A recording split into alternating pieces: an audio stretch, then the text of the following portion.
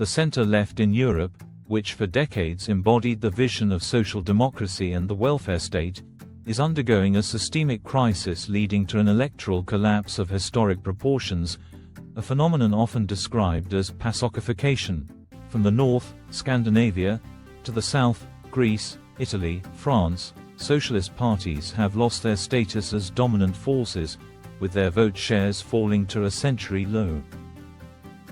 This crisis is not merely cyclical but structural, resulting from a complex interaction of ideological missteps, socioeconomic transformations, and the emergence of new political cleavages. The foundation of this collapse lies in the shift to the center during the 1990s and 2000s with the adoption of the Third Way, and the integration of neoliberal policies like labor market deregulation and privatizations.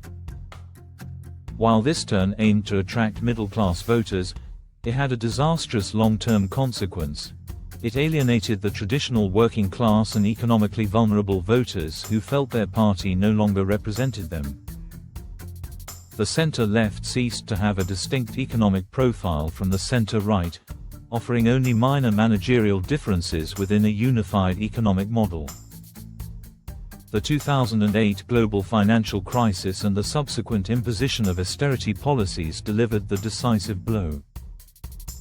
Center-left parties in power, whether forced or choosing to implement harsh fiscal adjustments, e.g., Germany, Greece, Spain, became fundamentally identified with economic hardship and the erosion of the welfare state. This fueled public aversion to the traditional party system. Simultaneously, socio-structural changes and the transition from industrial to post-industrial society dissolved the traditional bonds uniting voters with social democracy. The shrinking of the industrial working class and the rise of a new social axis, that of identity and culture, brought social democracy to a standstill. Issues like mass migration, climate change, and globalization created an insider-outsider dilemma. The focus on outsiders' rights often conflicted with the immediate interests of insiders, traditional workers. The gap created by the detachment of traditional parties from citizens' concerns was capitalized upon as a societal need for political renewal, particularly on the right.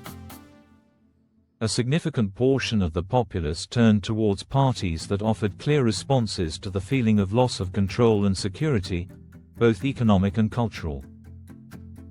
Nationalist and populist formations, adopting a rhetoric centered on national sovereignty and cultural protection, functioned as a necessary reaction to the perceived dilution of national identity and the fear that community prosperity and security were threatened by unchecked globalization and migration.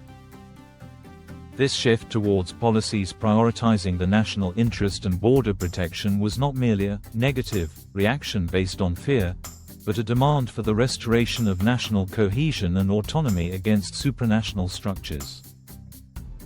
The decline of the traditional powers thus signals a historic redistribution of the political balance, where voters demand a return to politics that places the needs of the national community as the absolute priority, leading to a fragmentation of the political system and an overall shift to the right. Stay informed, stay briefed. Subscribe for more world news in 3 minutes.